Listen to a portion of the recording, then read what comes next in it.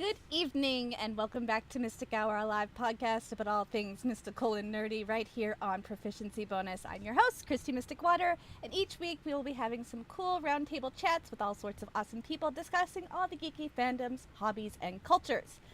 Before we begin, just do a quick couple shout-outs to Streamlabs for sponsoring our channel. They offer amazing tools for streaming, like alerts and applications. Their widgets are really fun and easy to use, so you should definitely go check them out. They're pretty awesome. Also, to our newest sponsor, dicebard.com, if you would like to enter the coupon code PROBO, P-R-O-B-O, for free expedited shipping anywhere in the world. So go check them out. They offer all sorts of dice and cool D&D merchandise, like hats and t-shirts. Cool, like rainbow dice. They're a Vancouver-based company called dicebard.com. Go check them out. And tonight, I am joined again by my new BBs from the Waterdeep campaign, High Waterdeep. I'm going to take you guys over to see them. Let me undo that. Oh. There they are! Say hi! Hello! Hello! Internet, is that you? We are on the internet. Hello. So I am joined by Ink, Victoria, JJ is here, Lip, and Danica. Whoop, whoop. And Dakota. And Dakota, the little puppy. In the frame. Oh, hello. Excellent. Yeah. So tonight's going to be pretty chill. We haven't really got much planned, but we're going to kind of just chill and chat, maybe talk about our characters, talk about developing campaigns, Oh no! Oh no, Danica!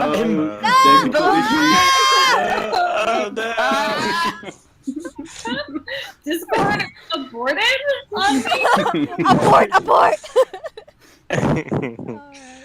So anyway, guys, so it's just us five here today. I don't have any names up, but from my left to right, it's Ink, Victoria, JJ, and then bottom below JJ is Lip, and then Danica. So yeah. First off, we're gonna start off pretty basic, just to get things rolling, and I'm gonna go around and ask each of you what your favorite race and class is in terms of Dungeons and Dragons. Let's start with Ink. Super easy. First character I ever played. Tiefling bards, man. I love bards because they're basically me if I was gonna be a class. Very theatrical, love magic. They're always, seducing. And then tiefling just matches up perfectly with that. And I've always liked the kind of demonic aesthetic, and I like that the community has done a lot more with tieflings than what just the books describe. Tieflings of all colors, all creeds. Like more into the lore. Great. Yeah, tieflings are rare. Tieflings are, sometimes red. It's like, nope, tieflings of every color, and they're everywhere, and we love them. And it was my first character. I need to revisit them. They're always in my mind. What about you, Victoria? What's your favorite race and class, and why? Well, I don't have a whole lot of experience like playing a lot of different races. I honestly, I really like half elves. I like that they have like the elven blood, but I like that they're also like they're kind of like in between two worlds. They still get like a lot of the interesting like fey wild based like traits that elves get, but they're a little less like I'm an elf. Like, I don't know. And even though I know that JJ is probably going to roll his eyes at this, I liked Tabaxi. I like little cat people. They're really There cute. it is. There it is! Yeah. That was my first two characters that I played a total of like 6 sessions between the two of them. With you, Victoria. Dakota is not pleased. It's okay. Yeah, like I think that they're fun. They're really cool. Like with like monk class. Yeah, I would say honestly, I like bards, but I think monk is like a very a class with a lot of survivability. They can do like a lot of different things, and eventually they get high enough level, and you just can't like you can't poison them. They can't be magically aged. They catch missiles. They just do all of this stuff. So I think, and they like that they're kind of different, like that they're just a almost totally like martial, like literally like fist combat based thing as opposed to like spells or weapons, which you can do depending on what subclass you do, but I think they're kind of different. And I like that you can flavor them a lot of different ways. A very role playable class. I agree. What about you, JJ and Dakota? What's Dakota's favorite Yeah, class? what's Dakota's favorite class? What's the one that sleeps the most? Bard. For me, unless it's with someone. my favorite race has got to be gnomes. I've got a weird like fixation on like really small kind of races, so it's pretty fun. There's actually really like a funny story that goes like along with why I love gnomes. So when I was like very first started playing D&D and like I was really getting into it, I was like really struggling coming up with a character concept. It was something that was really I don't know, there was so many options and I was a bit overwhelmed. And I was thinking about it while I was driving, and you know when you drive and you just kind of like zone out. I mean, it sounds That's terrible safe. because you should Please do paying not do attention to the that. road, but like your You mind. just get focused on the lines. Yeah. And You just you're in it. you zone out from life. Got You it. just give up on driving altogether. I just let put my hands in the air and just let the car take Just take the wheel. No, and I was driving, and in my hometown along like the highway there, they have these different art installations. Like they swap it over every 6 to 8 months. And I was driving, and what I drove past, I was just aimlessly looking because you couldn't help but look. But it was like this 30-foot chrome gnome that stands there, standing just in like not a heroic pose, but just standing there, just in a nonchalant kind of pose, like watching over the highway. And I'm like, that's it. I need to play a gnome because that's amazing. Be a 30-foot sign chrome gnome. from the Yeah, I want to be a 30-foot gnome. Inside. It was And I want to be made of the like some metal and biggest gnome that ever lived. Yes. yes. Yeah, so gnomes are definitely my go-to just for that reason, and I've just loved them ever since. They just got so many different options. As for class, I'm just a bard, deep down in my heart, and there's nothing more I can say about that. They're just so versatile, amazing. I don't know, they're good fun. You're very much a bard. IRL. Yeah. Yeah. All right. What about you, Lip? So I definitely would say that I'm either, because I know that Genasi is not really put in a lot of different campaigns, but Genasis are very cool to me, especially how ethereal they are and like their story lore. But if not that, I think just commonly, I typically go towards Elf. I just like that they have this very kind of like passion for life, but then also at the same time they have such a longevity, and each moment means something different to them.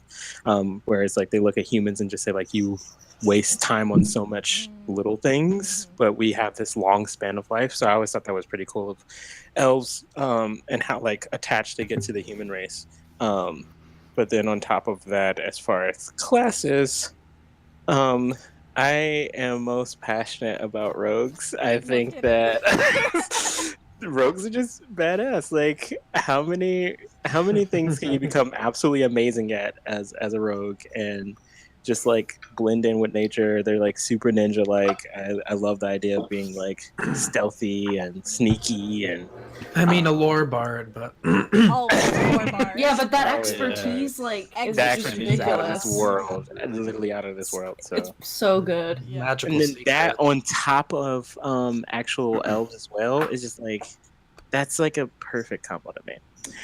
I'm not biased. I swear I'm not biased. Sure. This is the one time you're allowed to be biased. You're talking about your favorite Yeah. combination. You've only been playing an elven rogue for like over a year, so. I definitely have been pushing myself as far as the elfish thing. I do think that Genasi is like literally my second favorite for sure. What about you, Danica? I don't know actually, because like Victoria, I haven't played as much as I haven't played enough to experience every class and race, but I've GM'd for almost a year, so I guess I have some sort of idea. Bards are just so much great fun, and I love them class wise. I picked a fighter for my very first character though, and I think I just liked being strong because I'm physically not strong, so I wanted to play something that was different for myself. But I think class-wise, and I think this might be like, I originally when we were picking characters for the beginning, I was like, oh, I have a warlock that looks like a wizard, and now I'm playing a paladin that sometimes looks like a bard. So like I like classes that look like another class, so you mistake them for something that they're not. I don't know why. It's just fun. Race-wise, I don't know. They're also fun. I love Dragonborn. I feel like everyone underappreciates Dragonborn. I think something about them. They're just big mamas and papas. I just like it. I like that they're a bit more bulky, but they have like these origins that can really shift their personality a lot, which is really cool. Like I have a gold Dragonborn that's really really peaceful, kind, and then I have in my campaign I think they're silver. They're very proud and prideful, and like I'm better than you. And the monk in my campaign is like, ugh, and it's a great foil for him. So I don't know. Dragonborns are great. I like them a lot. That's really surprising that you would do a fighter for your first character. It's not something I would expect. Yeah. Yeah, I don't know. I guess I was just like, I want to be versatile and be able to just hit everything stuff really hard. I hit get everything. I did a bunch of spellcasters, and then one day I was just like, I just want to have a giant sword, and just I just want The to. biggest sword. Like for I don't want to have to pick spells. Yeah, for me, my favorite was always Druid for the longest time, just because I am more like naturally inclined. I love nature. I love animals, and so that was like an instant yes for me. I love their versatility. I love like wild shape. I love that they can also be casters. They can also be tanks if you're a moon druid, and like for the longest time that was my go-to class. It wasn't until I started playing, like watching Critical Role and seeing how versatile Scanlan is and being like amazing at everything with all of his expertise, that lore bards kind of piqued my interest. And for the longest time, it was just bards and druids for the longest time for me. And it wasn't until I created Bubbles with her hardcore sword and just being the full-on tank, no magic needed, just go in and beat them up, that I was like, oh, fighters and fighters classes are fun. Like you just smash things. Like martial classes are fun. You don't have to think too hard. Yeah, you really don't. It's so simple. You don't have to think about spells. You don't think about think about so much action economy or like spell slots or like. You don't think about healing. You just you just do that's it. someone else's job. Yeah, that's someone else's job. Like heal me. I'm raging. I'm a bear totem. I take all half damage except for psychic. Like I'm safe usually. Like it's so fun. So for me, that was like kind of eye opening to realize how much I enjoyed Barbarian. So now I'm kind of, like, as much as I thought I just loved druids and bards, I think I'm now stuck between druids and barbarians. Actually, talking something that me and Christy were talking about before, just as far as characters, I think one of the things that I've fallen in love with are characters who don't have to think. Yes. I think yes. the dumber the character is, the more fun it is to be that character. You don't have to take notes. You don't have to actually remember things. You can actually kind of be easier going in the game. Yeah.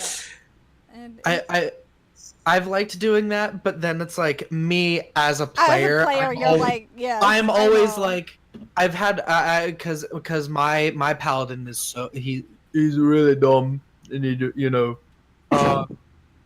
and it's like I'll always think of a plan, or I feel like I the player because we're in a Feywild campaign, so there's a lot of being tricked.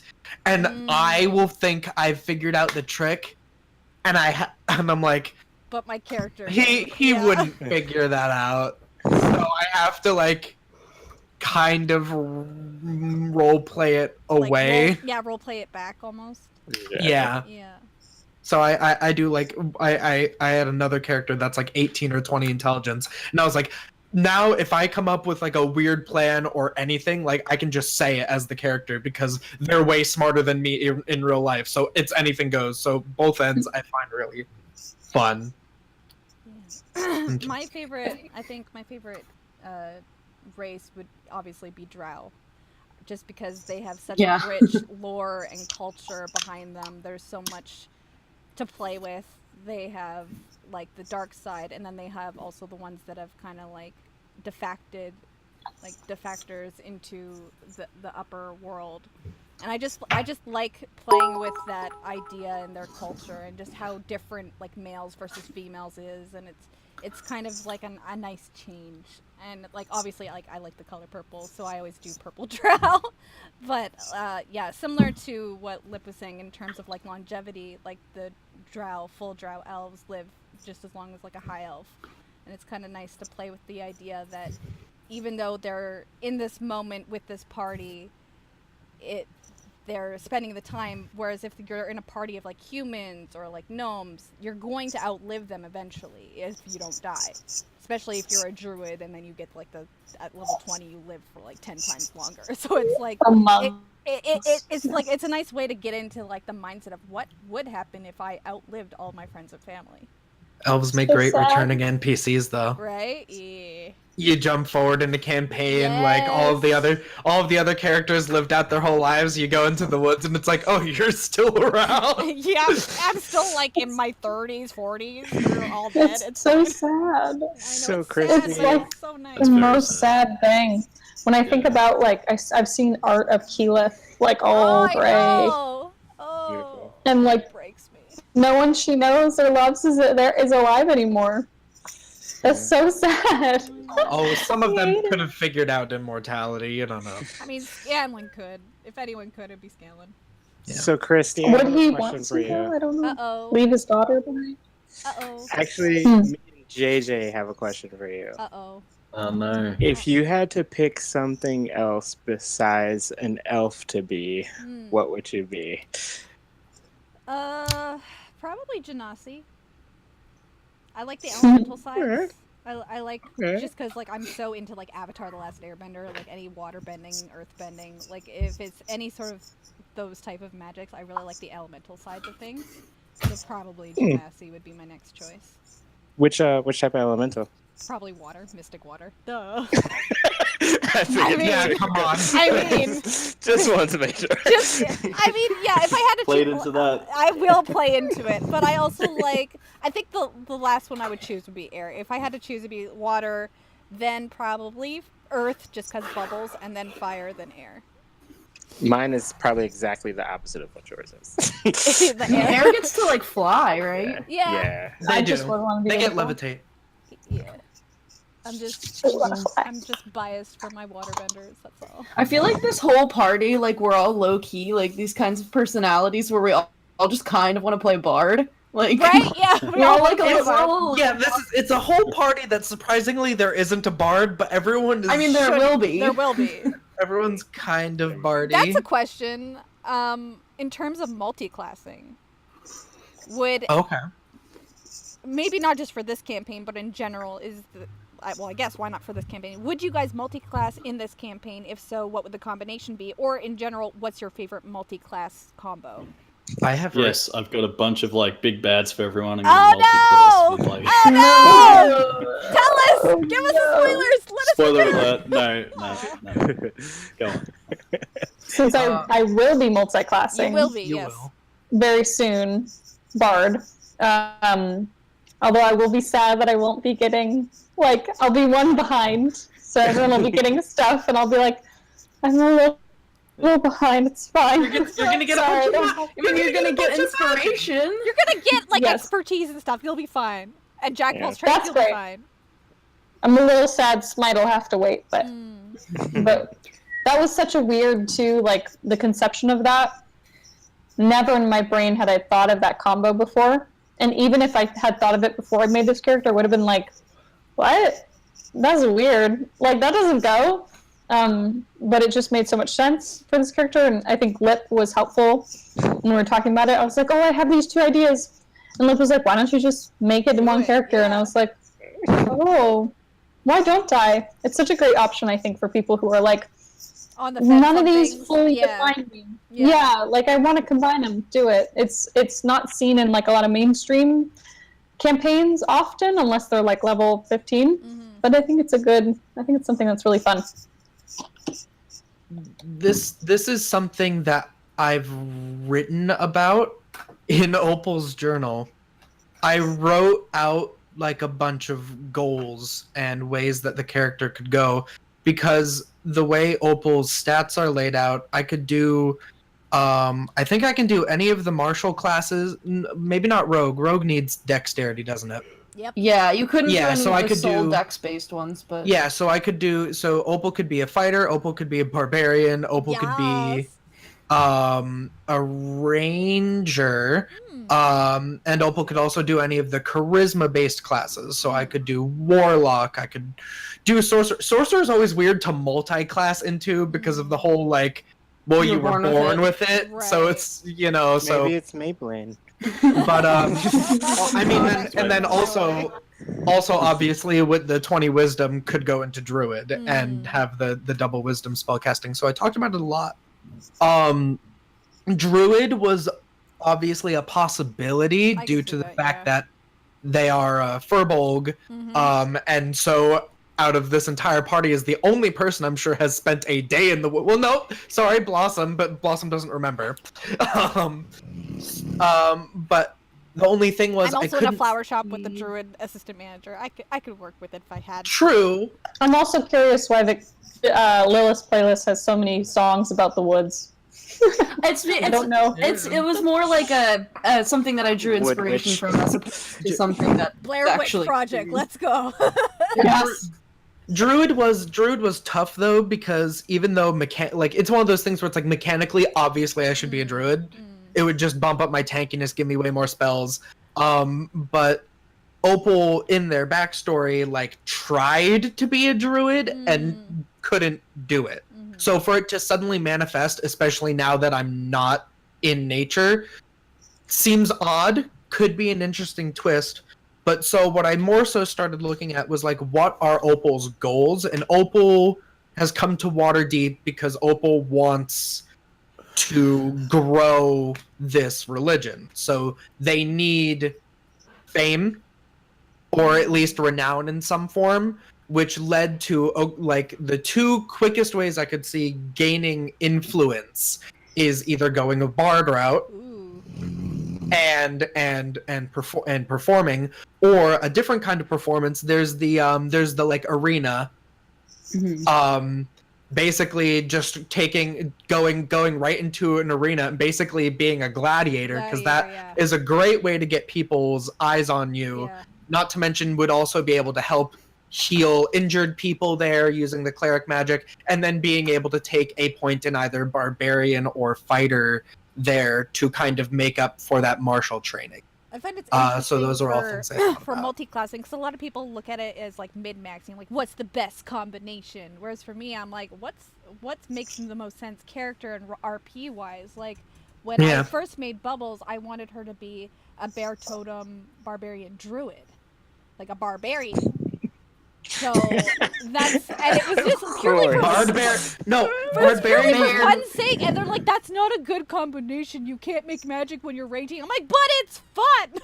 It is a lot of fun. I've made a barbarian NPC. I find that to be one of, like, story-wise, it just seems so smart. It's like the war drums and how a warrior closely, poet.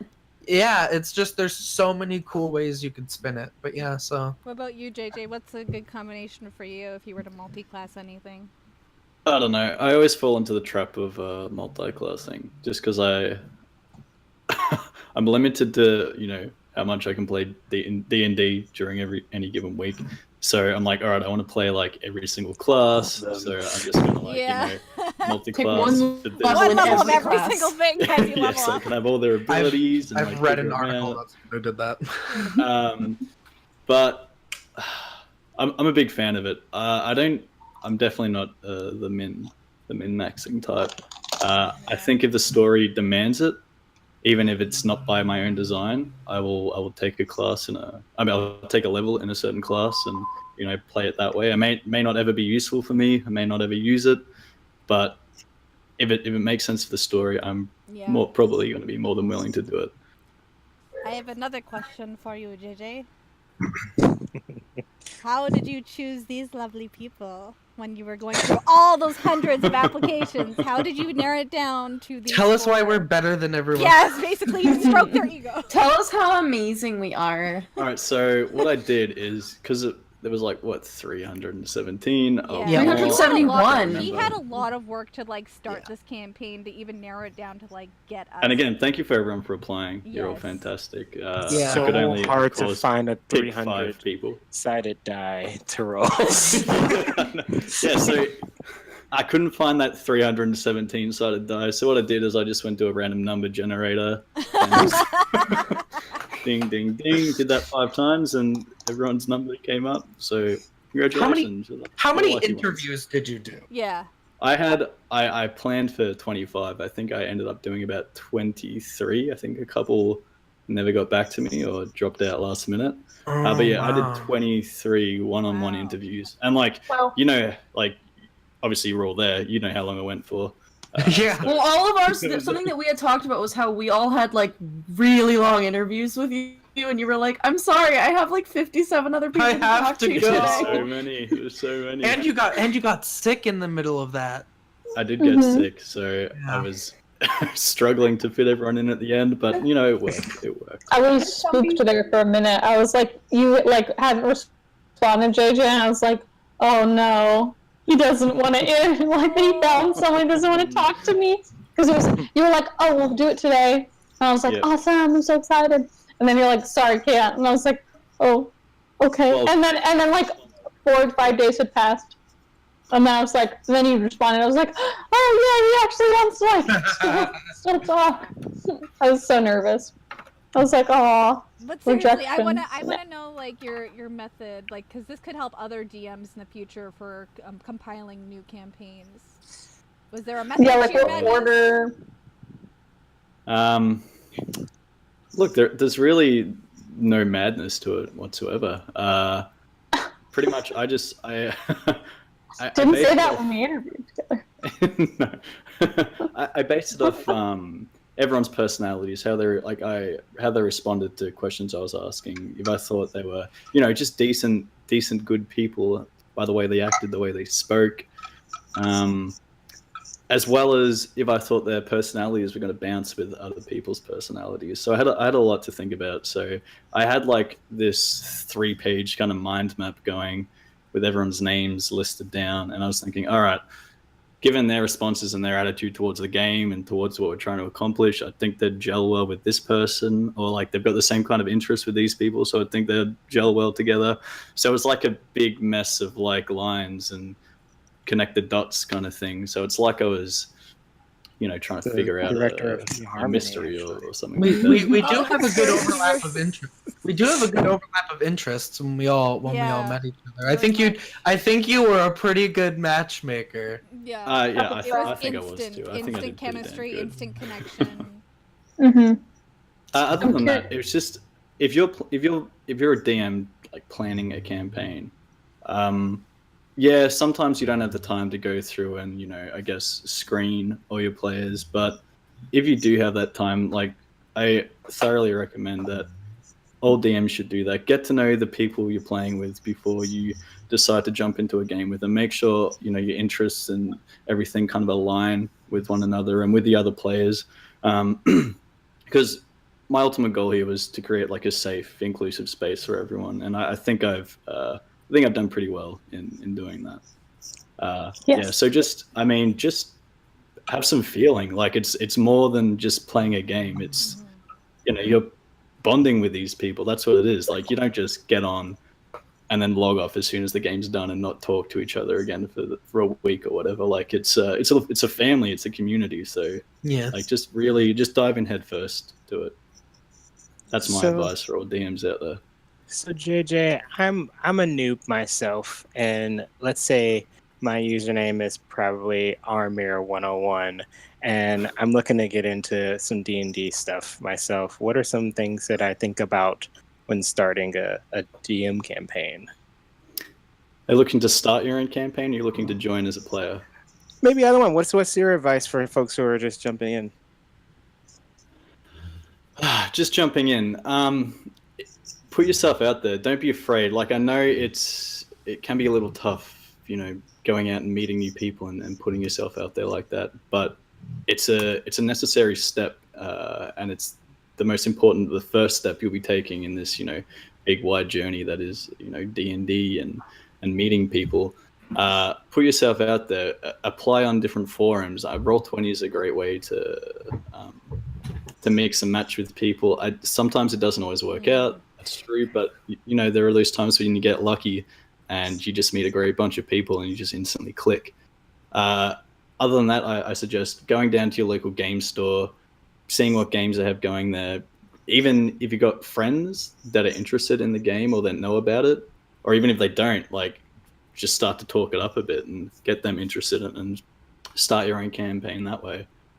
Buy a couple of books. You don't even have to do that if you don't want to, but it's just, it's all about putting yourself out there and taking that, that big kind of leap into the unknown. I've also heard that even within your family, if you have a good relationship with your family, if you have little cousins or younger siblings, honestly, you can talk if you're a babysitter. I've heard tons of stories about babysitters, they start running a game for the kids that they watch over. Kids are such a fountain of excitement and creativity. And anyone who says that you can't run D&D for kids is lazy. Wrong. Yeah. There's a whole community on Reddit and YouTube videos of how to run for kids. Doing it at a camp. During my rounds on placement, because I'm kind of in the final weeks of my Bachelor of Teaching, my Masters of Teaching. Sorry, and it's I know, exciting. It's extremely easy. I've run D&D games, one shots, mini campaigns with groups of anywhere between 5 to 8. 8 to 10-year-olds. So it's incredibly easy, and they're a lot of fun to play with, and they just come in with this an open mind and a free spirit, and it's great to see, and they don't get too bogged down in rules. And if you're running games for kids at that age, did you just hear Yeah, the Doggy heard snore. that. The dog is so bored with this shit. Yes, so if you're running games for kids at that age, just you go with the flow as well. Don't get focused on rules. Just make it fun for them. Make it a good experience for them. That's all it's about anyway. Yeah. Coming into it. Hello. It's telling you to be What quiet. kind of personality, what when you were going through the applications, what were you I know you were saying you're these people would be good with these people, but what were you looking for in your players? Aside from just people that are perfect, which is what we have right now. 5 what people were you- question D&D, the Mystic Hour. Question JJ. I'm getting grilled. That's a tough one. I think what it was pretty much for me was I wanted people I felt like that I could connect with. More just before thinking about the rest of my players and designing a group. Initially going into it, I wanted people that were, that little bit charismatic, that could talk, that weren't.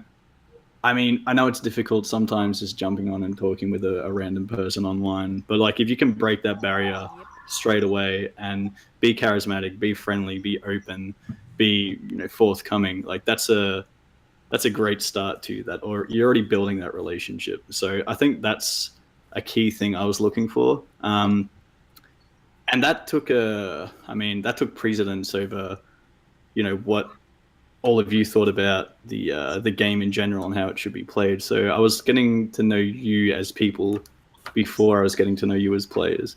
That was my big ultimate thing that I was, kind of going for. And, you're all lovely, amazing people, so I think I did pretty well. Father. Pretty lucky.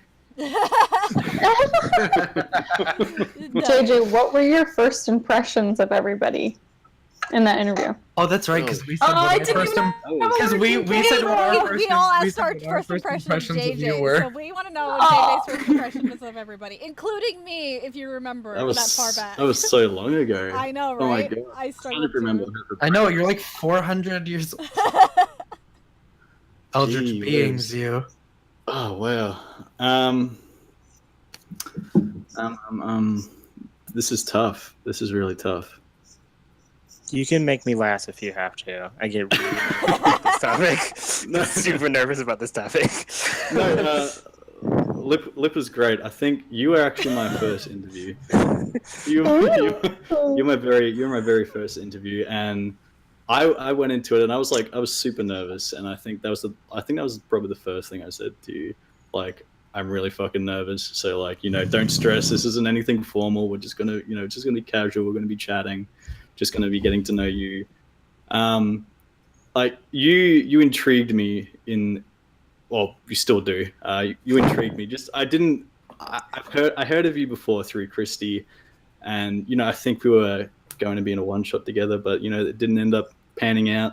Oh my god, I remember that. That's when you went to work and didn't show up, and I was like, hey, where are you? You're like, oh shit, I went to work. Apologies for that. I just remembered that. Wow. That was already a red mark in my book. What yeah, that's great. That was the first strike. That was the first strike. So that's when I knew I was going to get stabbed in the first episode. I apologize for that. No, you don't. No, I don't. I don't apologize for that. I'm very cruel. I'm a cruel DM. No, you I guess exceeded my expectations. I didn't go in with any expectations per se, but the way we talked and connected, it was beyond what I thought these interviews would be. And I think I was really lucky interviewing you first, because you set the precedence, you set the tone for how the rest of the interviews were going to go. And that was, Why did you pick me first? This is so uncomfortable. I'm sorry, Danica. Going down the line? I'm quite sure you would have had to say when you were available, so. Gets the email and is immediately already replying 30 seconds after it's been received. I'm available these days. That was very, very true. I almost threw up when the interview process even Hard was announced. So, yeah. Okay, keep going. I'm sorry. It's just Bar set. Yeah. People talking about me makes me uncomfortable. I just like. That's what we were doing to Danica for the entire hour before we started. It's so much easier to talk about other people, but when people start talking about you, it's super awkward. No, you were fantastic. Yeah, we connected in a way I initially didn't think we would. So, thank you for being such a great interviewee. Oh, thank you. Next, who should I do next? Victoria. Oh, my camera wasn't working. I didn't have it. What? He got on the video call. I was like, oh my god, there's a bearded man here and my camera's not working. And that's when he knew. That was the one. That was the one. Oh my god. I couldn't tell if that was a good thing or not. I mean, now knowing Victoria, that's the best thing. I mean, it is pretty hard to get me flustered. I'm usually the one who's doing the flustering. I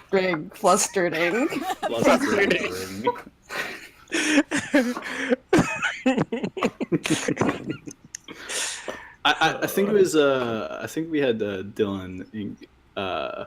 Next. I think that was my next interview. A lot of the things that you were saying, Inc., just really kind of resonated with me. I feel like even though we didn't have similar experiences kind of growing up, because we went off into We did. our personal lives a little We bit. went into our childhoods. Yeah, I know. It was a really deep kind of thing. But I felt like I resonated with you like almost immediately. Like it was a great interview, and like you had a lot of the qualities I was looking for when trying to build together, this little group. So, I mean, it's so weird. I'm trying to like think back and remember. No, I mean, like, you were personable. You spoke well. Like, you weren't. I mean, honestly, everyone interviewed. I picked out everyone. my outfit specifically for that interview. You would. I picked out a specific I was looking all around with my mother. You were like, I'm just like eating something. And I was like, Mom, where's my like shirt that my players made for me? It'll be a good like conversation starter. I was going around my whole house. I was like, do my hair. Meanwhile, I had like notes and shit. So I was looking like trash. So, no, you were. I think. I mean, I'm not. You're all my best interviews, which is probably why I picked you. But I think my interview with you was one of my favorite ones. When you go watch the Mystic Hour, where you hear about my first impression of you. Oh, jeez. I remember exactly what, because Christy was like, what was all of y'all's first expectation of JJ? And I think I was the first person to say something. And Too good. so yeah, moving on. Anyway. All right. I think I'm trying to remember the timeline here. Victoria, you would have been next in line. Hoodwinked you there. You were great. Wow, it's a little hard to remember because you didn't have a camera, which I was like, but I Wait, had the a whole feeling session that you- happened without the camera? without The interview happened without the camera. Cool, because I didn't know that the Mac webcam or the Apple laptop thing doesn't like Discord, or Discord doesn't like it. So I was like, oh, noops. It was totally fine though, because we had no problem conversing. I was connecting with a lot of things you were saying. Like, a lot of things made sense to me, and I was like, okay, all right. I think definitely, maybe, yes, I'd love to have this person, in a campaign that I'm running. And I got to say, just going a little bit off topic here, I was a little bit intimidated when, especially you, Ink, and you, Danica, told me you were DMs, because I don't have a broad range of experience with running games myself. Like, I'm still very new to the whole the DM side of things. So I was like, oh damn, should I? Are they going to be like constantly judging everything I do? Or so I was a little bit insecure about that when I found out, but pulled through anyway. So congratulations. You've been faking it pretty well. I was like, wow, he's just got it like all together, huh? And then you're like, I don't know what I'm doing. I'm winging all of it. Story of my life. Hello. No, Victoria, you're amazing. I think I knew. We had a small kind of chats prior to the actual interview, and I think I knew then just how open you were and how, Okay, you guys are laughing now, thinking that I was talking about edging, day one. I really wasn't. I mean, with how we know you, it wouldn't surprise any of us if that's how you introduced yourself to JJ. Be like, yeah, that's how you know Victoria, it. and I like edging. I thought it was gonna be me that had that humor, and Victoria just Victoria just Home run. powered herself in there. I was like, Oh, I was pumped. Right from the get-go. And you know what's weird? She didn't give off any of those vibes during the interview. But that I tricked you all. It was very. She was very Lilith. It was very polite. Yeah. Well, but I think like I talked a lot about how like D&D is like the only thing that keeps me going with my mental health, and I was just like, If you don't put me on this show, I will die. not like that. I know. Yesterday was Mental Health Day, everybody. World Mental Health Day. Take care of yourselves. And today's National Coming Out Day. We're all gay. Yay! Thanks, Mom. Way to out everybody. I can't believe you asked us all up here. I mean, Nice rainbows, go. kind of. Literally everywhere. I have a Steven Universe poster on my wall. Ayo, that's gay enough. I took down the dragon. Oh no. Was the jacket okay? I mean, yeah, the dragons are dragons all are gay. gay. Yeah. Danica, you were actually one of my last interviews. I think you were like the third last, second last. Oh. But like, it's like coming off that interview, like as soon as we finished, I was like, yeah, like that's a person like I need in my campaign. Like you were so bright, you were bubbly, like you had all these like great, inventive, fantastic ideas. I mean, it was pretty difficult to say no. So I think we kind of like instantly clicked when we were chatting, just as I did with the rest of you here. But yeah, like coming out, because you're one of the final ones as well, like coming out of it, I was like, yeah, all right, big tick. She'll work well with this person. She'll work well with this person. Like it'll be all sweet there.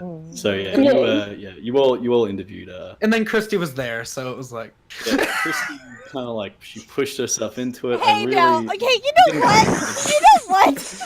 JJ dragged me into this. I was supposed to be in Michael's campaign. I got dragged into this No, she one. butted her way into it. Sure. I really didn't want her in here because I didn't want to see her twice a week.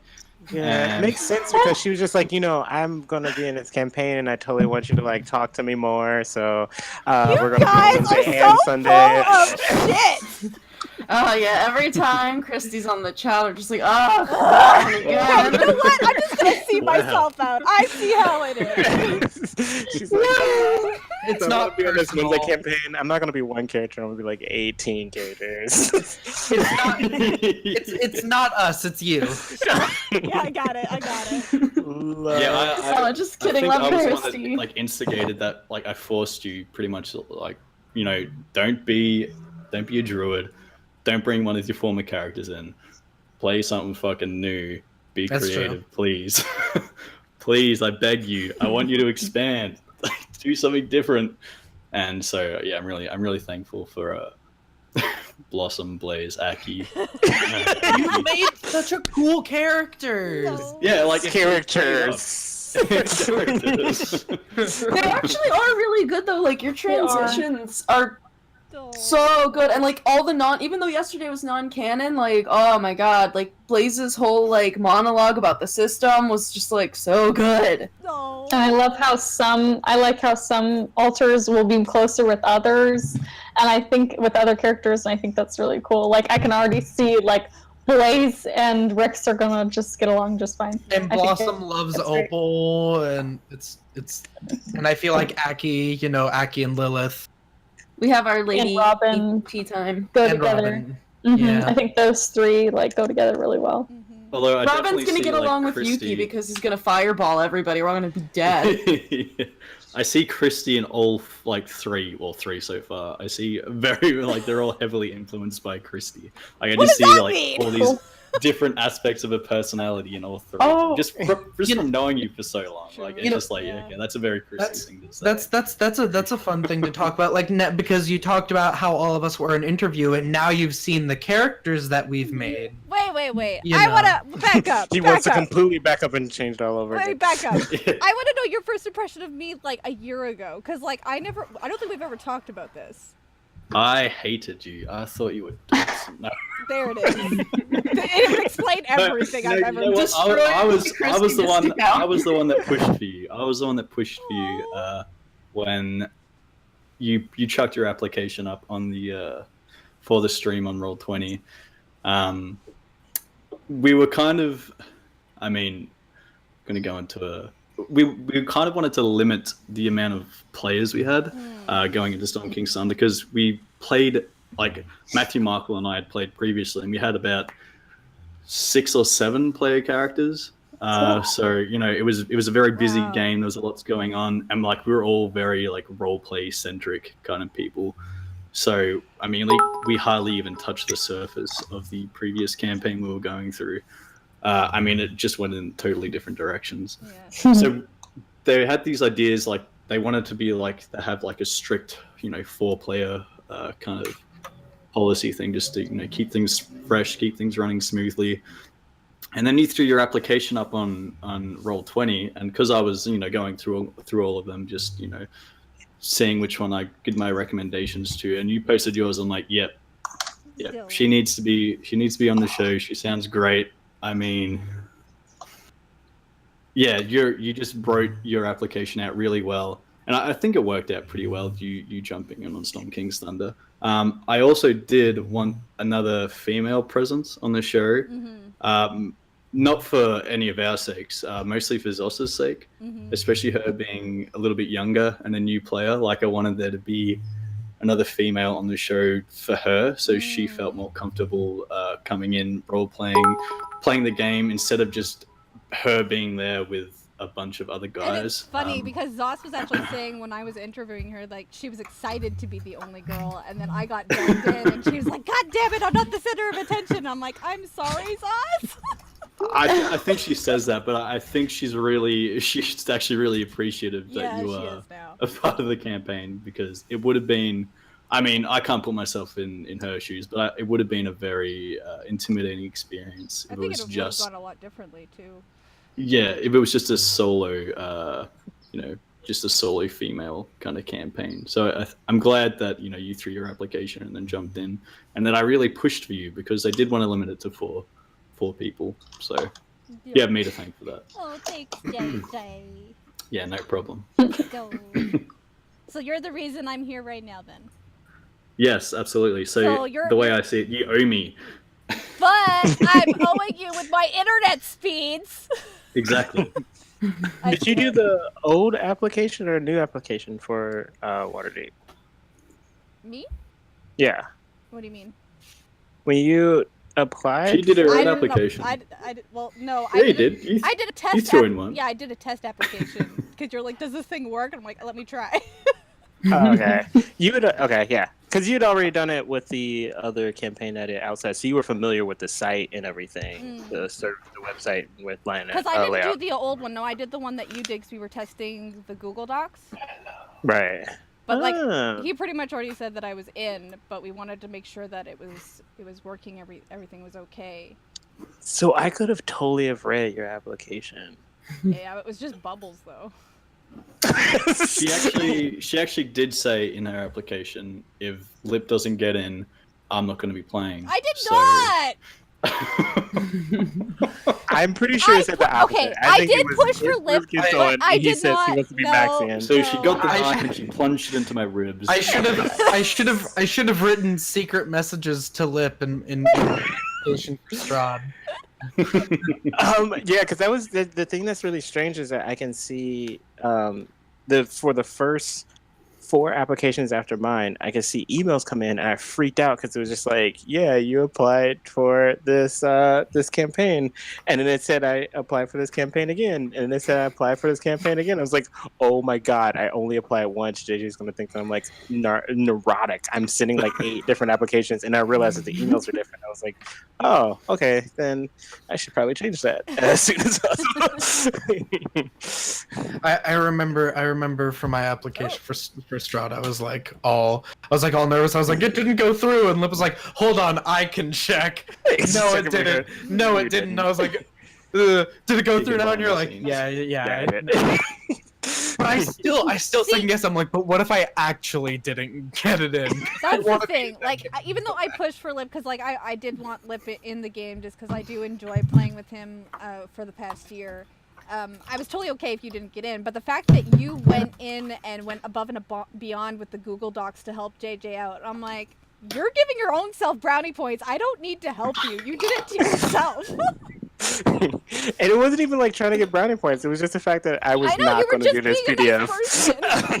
I refuse to do this PDF. It's just not going to happen. So really, it was just selfish intentions, not being a nice person. Gotcha. So I'm getting this question on Twitter. I'm just kind of curious. How old is proficiency bonus? They just hit it in the chat. It's proficiency bonus has been streaming for a little over a year, I guess. Yeah. But we've been here for 3 weeks now. So we're just learning how to walk. Yeah. We've already almost known each other for a month. Well, my no, dude. we've already been. We've known each other for almost like 2 months. Honestly, now. it feels like 3 But, years. I mean, like I the way guess- oh, yeah, Victoria that's true. speaks. Because we at a game. did session Like- 0, session. Yeah. That's right, because we Listen. technically talked a lot before the character. Characters have known each other for less than 24 hours. Yeah. At least with Opal added. The rest of you Well, how long have ago, a history. JJ? Because you were with Michael and Matthew beforehand, right? For how long Yeah, were yeah. you guys playing for before you guys decided to go live with the streaming? I think it was 9 months. Wow. We all knew each other before we decided to take that step. I mean, they're just great people in general. So I was more than happy to kind of jump on that bandwagon with them. Where yeah. will be another year from now. And a shit ton of drama. hopefully you're. If the Storm characters King's will still be Thunder is alive. anything to go by, a shit ton of drama. I mean the characters, whatever, but I mean like us. I'm just saying, all of the Storm King's Thunder group needs to get inside of the carcass of the white dragon and run in with it to the room with the monster thing and just like see what Spoiler. happens. Light spoilers. Like, Spoiler alert! I have a bunch of episodes. let's go, Molfin. Like, make it happen. I know that he's. If there's one thing that you definitely shouldn't do, it's encourage Molten, that man. Yeah. I will encourage every action that Molfin takes. All right, Christy, save us from our own future selves by giving us another great question. Oh God. Okay. Just so you guys know, already Stumpy and I are plotting to take over Mystic Hour with JJ pretty soon. So, What are you gonna call it? Stumpy how hour? getting Stumpy right Hour. into Yes. That would God. be a shit show having Stumpy, Lip, and JJ all on one show. Oh, I would die. I just know. I that. can't wait for it. I can't. wait. I need to play a game with Stumpy. I like Stumpy. I have a Play- question. Hit me up. Play a Um, game with me. When it comes to rule lawyers and negative experiences, how do you deal with those types of people? Have you dealt with those types of people? Or like, is there a set way of approaching that? I stab their character in game. Yeah, I was gonna say, I already had like 2 negative experiences with my character's friend almost dying. I got a little story to tell. Oh, is it the tabaxi?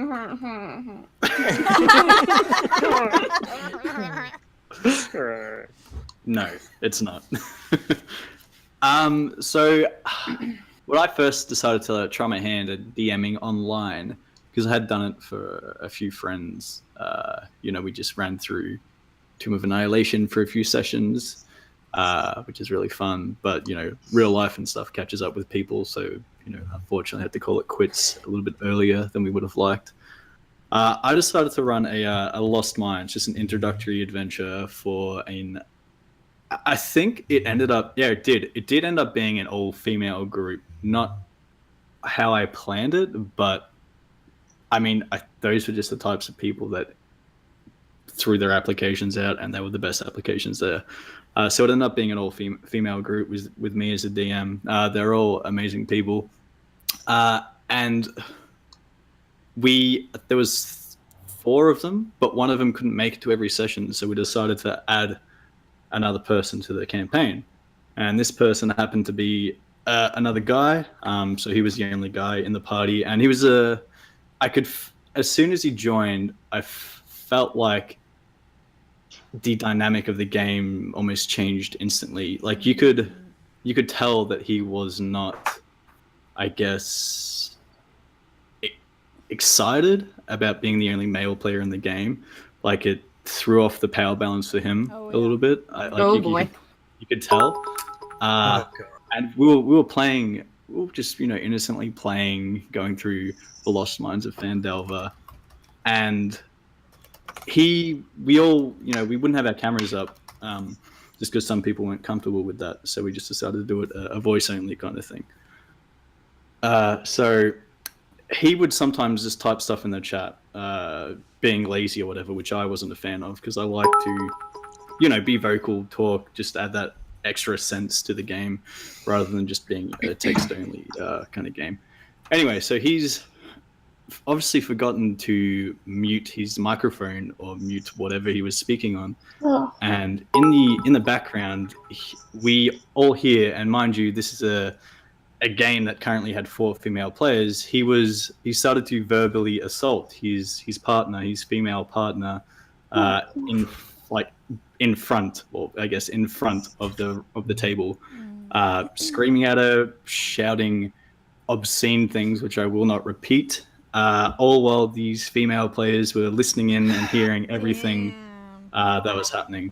And it made them incredibly uncomfortable. It made me incredibly uncomfortable that they were in that situation and that he was the type of person that could say things like that just to anyone in general, let alone someone you're sharing your life with.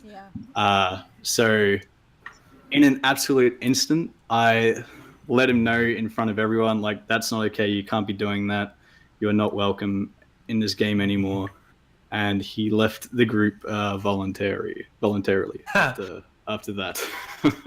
But he was saying some absolutely terrible things, and I could do nothing but apologize to the poor ladies that had to kind of sit there and endure that. Well, it was shocking. Absolutely terrible. I don't know how that related to the question though.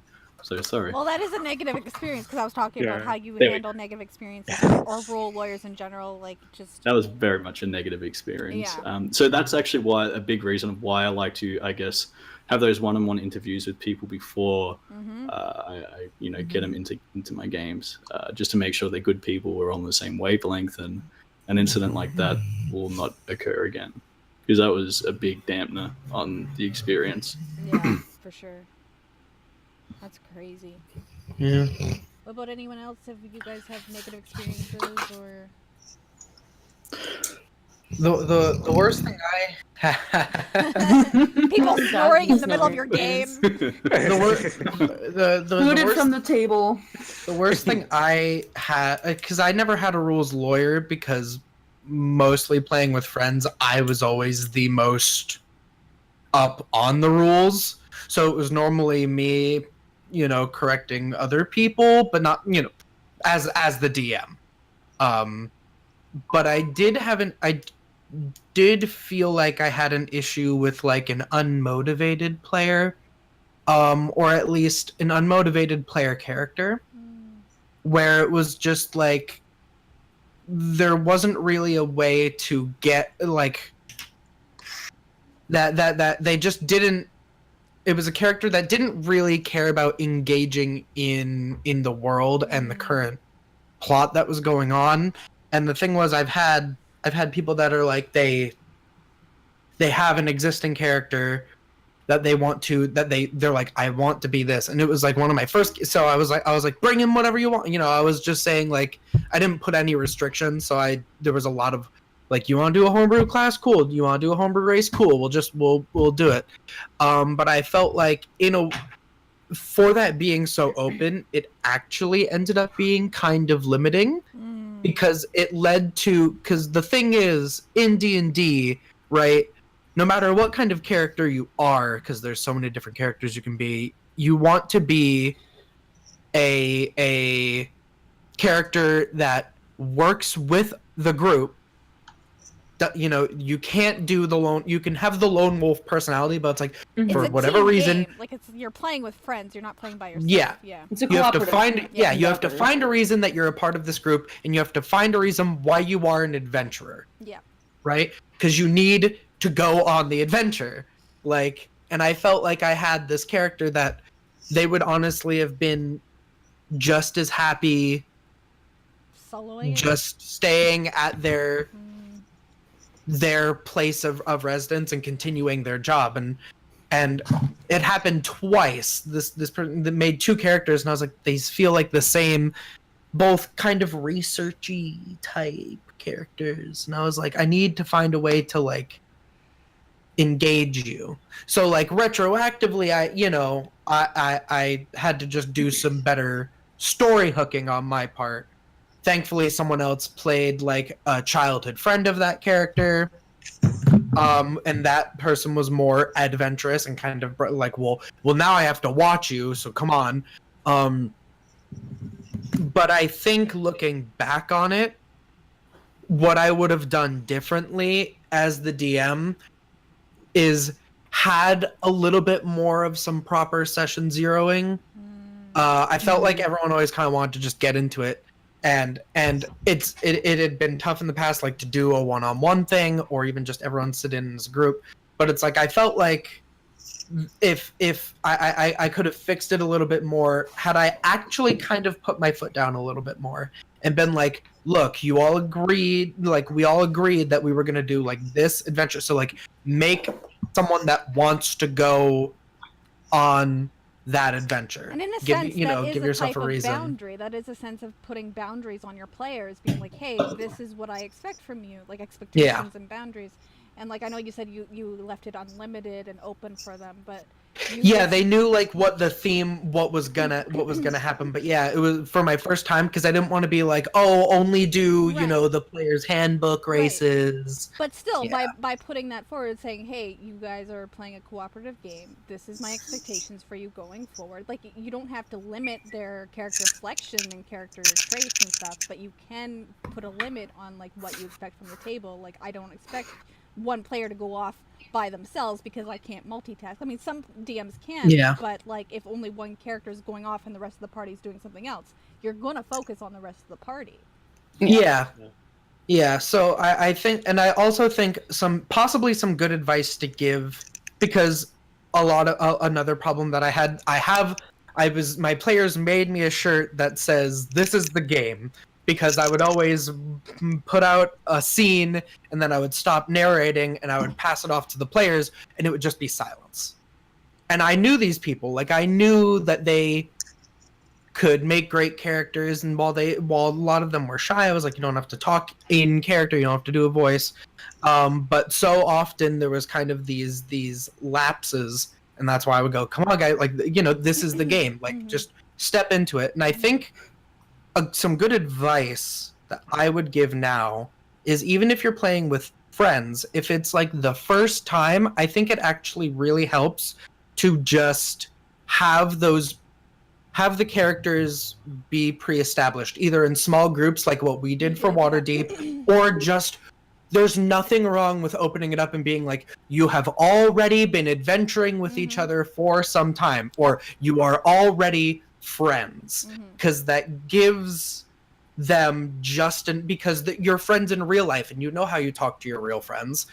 I feel like having it be, because I had it start with like you all received a message from the same person, but they were all meeting each other for the first time, save for those two people that were childhood friends and that had been separated.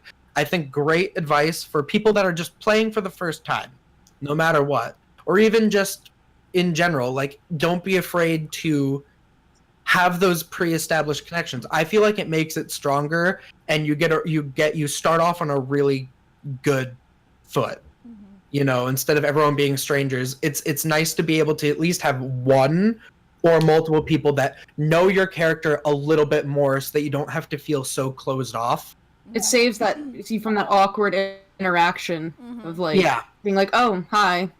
it's Like, and you know that you have to talk to that character, but like in doing it in character is weird. Yeah, forcing your character find a reason to. That's why I like what we did with Waterdeep. I mean, I know Opal It was is the great. odd one out, but we still had a session 0 where Opal and Lilith connected.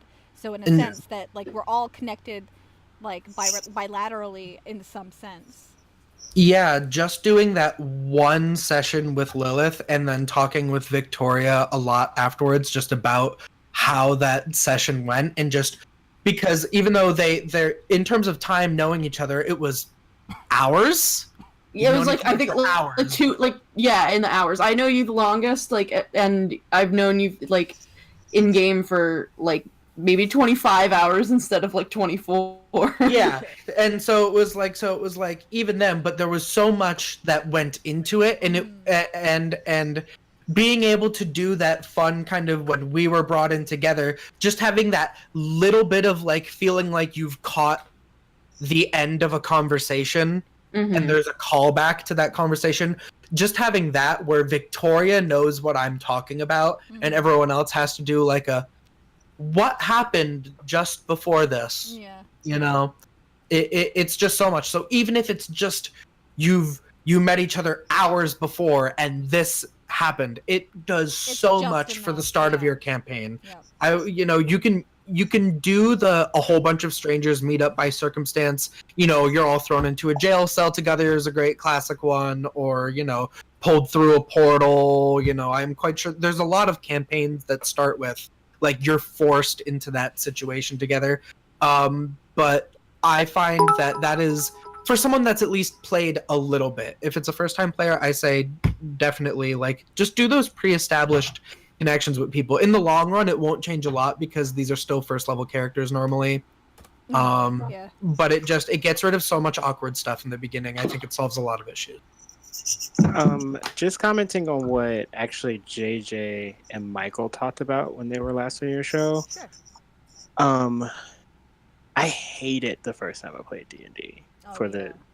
I hated it. I absolutely hated it because similar to actually what Stumpy was talking about on a chat, I just kind of got thrown into a group of people who were already kind of like in full swing of things. I was very new to it. I was still kind of like uneasy about what things were, and because of that, I was definitely like kitty cornered into what I could Kitty do. cornered?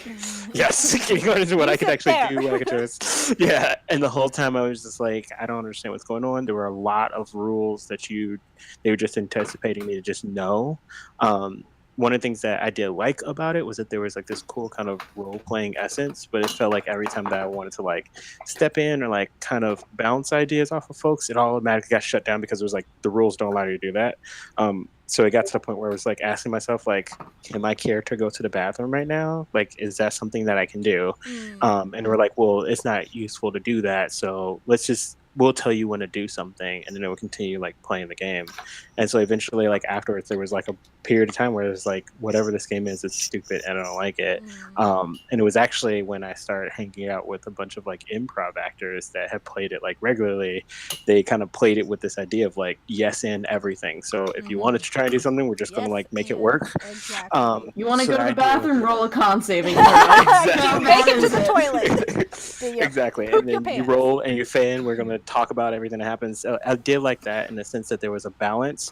So that particular group ended up being the polar opposite of just like, all right, you want to kind of step into this world, so let's play off of that, and let's also give each other kind of like some time to figure out their characters and develop stuff with other people. Same thing when me and Chrissy had our campaign for the first time. We were just kind of thrown into it, and there was a lot of fear that I was afraid that we were going to go right back into that same situation because everybody was in the full swing of things. But I didn't know also what was think okay. that because the two of us went into an already established campaign together, and the fact that he connected us right away together, like it kind of made us feel a little bit more welcome, at least with each other. Even though we were like the outcasts of the new group, like the DM handled it very well in terms of integrating our two characters into the group. Instead of doing it one at a time, he's like, here's two new people that you get to travel with. And then we Make had it kind of work. like an in-game zero session as that session was happening, which was interesting because like we had a separate story that brought us into the rest of the group, which was interesting. Similar to what like Ink and Vic were talking about, that idea of just before coming through the doors, you all had that story. What I liked about it too, and this is something that we actually talked to some of the other party, I wish they were here to hear it, but some of the players that were in that campaign actually did a bit of research on Roll20 about me and Chrissy's characters prior to us starting, and kind of said like, you know, I really want my character to kind of think about how this character would live in our world and what opinions I would have of this person. So by the time that came in, I didn't even realize it, but one of the players already had an idea of like how they would respond to some of the things that we would say, kind of like open up the doors of allowing us to kind of step in. So like my character was able to connect with this character really easily, even though the characters hate each other. And that's there was another this idea thing of like too, that like if you're other. accepting new players into an already established campaign, to make it easy for the new players to join your group. Because that's what we did with Sarah with Storm King's Thunder. We made it so Sarah's character had a connection with Zoss's character, so she wasn't completely lost to just jump in and join us. Like, they had a connection. So like it allowed our group and Storm King's Thunder to be more open and more receptive to her joining our group. And I feel like, as important as it is for the DM to handle it properly and the new player to be more open to it, it's also important for the established party that's already playing to be open to it as well. Lip, I can't. I'm seriously gonna like. He keeps outfitting me. The bit more. I mean, it's like it sounds. Can you hear me now? To jump. It sounds like nerve-wracking to like jump in on a campaign that's already going, but like to me, that actually sounds like really exciting to me. Like I would love to be able to do either like a guest spot or like just jump in, because it's like I kind of am liking it with Opal because it's like everyone else has their history and that's like, I'm here. hello. Like to do that for like a really long-term adventuring group, like as a guest, or to be like, you have to deal with me now. Yeah. Sounds really exciting to me. Also, you get to like make like a little bit of like a pumped up character, which is fun. Because it's like, what have they been getting up to while all of this has been happening? No, that sounds really exciting to me. I want to do that. Just bug everybody. Just be like, let me in. Let me in. Accept me, senpai. Because you know I'll find some really wacky, zany, weird person to bring in and be like, you have to love me. Any thoughts, Danica, Victoria, on anything? Yeah. Negative experience, or just what we're talking about in terms of new players and joining campaigns? Yeah. I started playing just random groups, random DMs here and there, and it was really, really fun, and I really liked it. And then I started DMing in January, and also loved it. Was having such a good time. But something that a lot of people don't talk about when you're a DM is how to deal with when you're not doing a good job. And I think that's something really important, because I think for me, I thought, I'm doing such a great job, like my players are laughing, they're having a good time. And yes, they were, but in some areas, no. They felt like in some areas they were being corralled, and I had no idea. And so something really healthy I encourage to do every couple months with your group, especially if you're not, in my life, I was hanging out with these people like all the time before we started DMing, and then our game became the only time we'd meet every week, which is kind of straining on your relationship with the people you play with. Especially live games. Really have to, I just think I completely agree with Matt Colville. Like, you have to be friends with the people you play with, and you must be hanging out with them, regardless of whether or not you play D&D. And that wasn't true for us because we were so busy that you can't really check in with each other. You can't be like, hey, DM, like, I feel my character feels a little bit like this, like, and I can hear that out. Like, we couldn't do that as easily. Also, my group is very bad with confrontation. Like, they will just let it sit in them, and I'm like, talk, talk to me. So what I encourage people to do, regardless of what your players are like or what you're like, is check in every other month. Just like be like, we're not going to play yet. We're just going to sit before we play, and we're just going to talk for like an hour. What do you get out of D&D? And then everyone go around the table and talk about that, and then be like, do you have anything that you have on your mind that you'd like to tell me? You want me to work on as a DM? Because I think making sure your players have a good time at the table is so important. And if I can improve my storytelling, I want to. That's something that's really hard to realize, is when you're not doing the best you can, and when you need to get better. I think that's something that not a lot of people talk about, but I think it's really positive for people to think about. Like, sometimes you're not being the best player at the table. Sometimes you're not being the best DM at the table, and that's okay. You just gotta be open and receptive to others and work on it and come back to it and try and be better.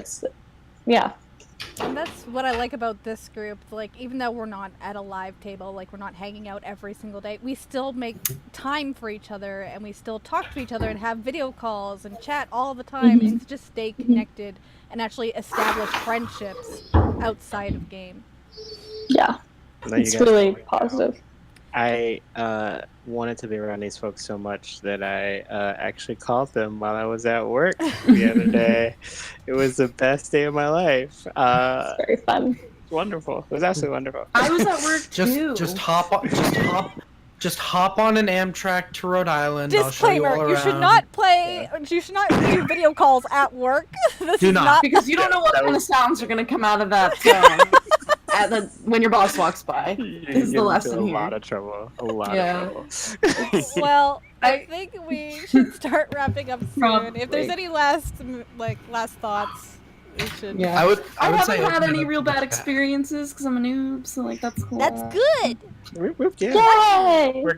We'll be a good enough bad experience for you in the times to Just come. give it time. JJ will work his magic.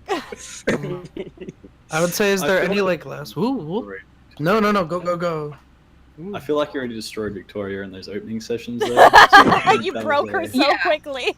There was a lot of emotion. I mean, that was a lot of emotional Opal still has no idea what happened. Why do you keep talking about stabbings?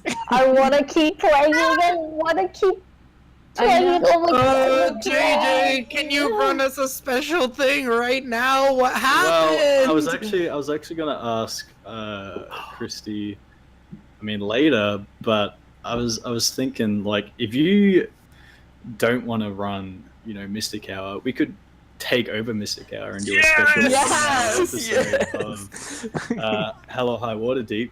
If you, Part 2.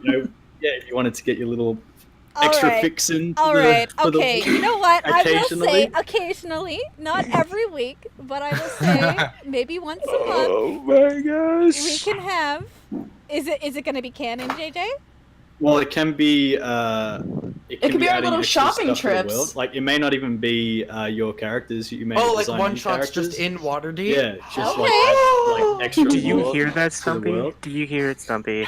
Stumpy! Be there. I want to be a blacksmith. I would like to roll for my But hammer. I had the blacksmith idea. Oh, JJ, you're gonna now I can Okay. smack all my characters and I will be open to this. I'm totally fine allowing for a special Mystic Hour monthly episode. And I mean, Hello if High anyone Waterdeep. from chat wants to get in on this, Stumpy. Stumpy. I just need Stumpy. more stuff in my week. I need D&D every day. you could be catting. I want to be I- in our our show. D&D. Like I have too much in my week. I don't want to. I mean, That's I don't okay, want to take. Danica. I don't want to take Yeah. Mystic Hour away from Yes, we do. Christy, But, Yes, you Well, do. you What do. are you talking about? but no, I mean, like literally. I if see you how want, it is. like- No one wants Christy No. talking during a If- talk show. Okay, just. no, all I'm saying is, This if is the JJ hour. I'm just saying, if JJ is here, I would love obviously for everyone else to be here. But if JJ's here and I'm here, get whoever you want. I'll be there. Just because I'm really needy for Okay, more I think we can do this game because I know time. Danica. I'm sorry, Danica. I know Danica can't always be here for Thursdays, but on the I days know. Danica can't be here, we can pull in special guests. Yeah. Oh my God, Danica is Become like canon in our world. Oh my god, we can do stories and then they can become NPCs. I'm saying, like, Danica is becoming our Yasha. Danica is our Yasha! Oh No. I don't need Ashley being gone all the time and then coming back and feeling like you're out of the loop. I feel like Ashley must feel like that. I feel like Ashley no! I think must she just feels sit there and be like, But we like should I It's missed out not on going a to lot. be every week, epically Danica, amazing. I promise. Yeah, it's because you're doing great things with your life. I think it's Yes. So talented. Yes. I'm in college and every 24/7 there's something I should be doing my senior year. If I could have Danica Every with other us every single day, I mean, I would wanna be fight. Danica. I would fight for it. Oh but my like, God, you guys. it does sound like a great way to bring in some like people into the Yeah. world, make some NPCs. It's like yeah. every other week that I would be able to join. That's and fair. just like confirm with me like Of course. Yeah. beginning We on like will Sunday discuss this or off Tuesday. stream because we Okay. are running But late now. It is like Okay, yeah, we're running So- late. We're- I'm like so. Oh my god, you we just are- like blown my mind. Good The We job, have final- JJ. like Bottle 2 bomb. minutes. Yeah. Bottle Okay. bomb. Okay. Good job, Okay. JJ. Way to end the stream. All right. Last minute shout outs to Streamlads and Dicebar. Dicebar.com. Go check them out if you want free expedited shipping to anywhere in the world. Enter the code PROBO, PROBO, and you will get your free shipping for your dice and D&D merchandise. So thank you, Dicebard. Also, tomorrow we are back again with Storm King's Thunder at 5 p.m. Pacific Standard Time. Insight Check on Saturday at 9:30 Eastern Standard Time. Tomb of Annihilation Mondays. Back again on Wednesday for Hell or High Waterdeep at 5 p.m. Pacific Standard Time. So come and join us. Thanks so much for joining me. Thank you to my guests, Ink, Victoria, JJ, Danica, Lip. I love you all. Thank you so much for being here with We me love and you too, enjoying Christy. this really chill episode. I love you all. Thanks for watching, and we will see you next time. Okay, love you. Bye. Bye. Bye. Bye.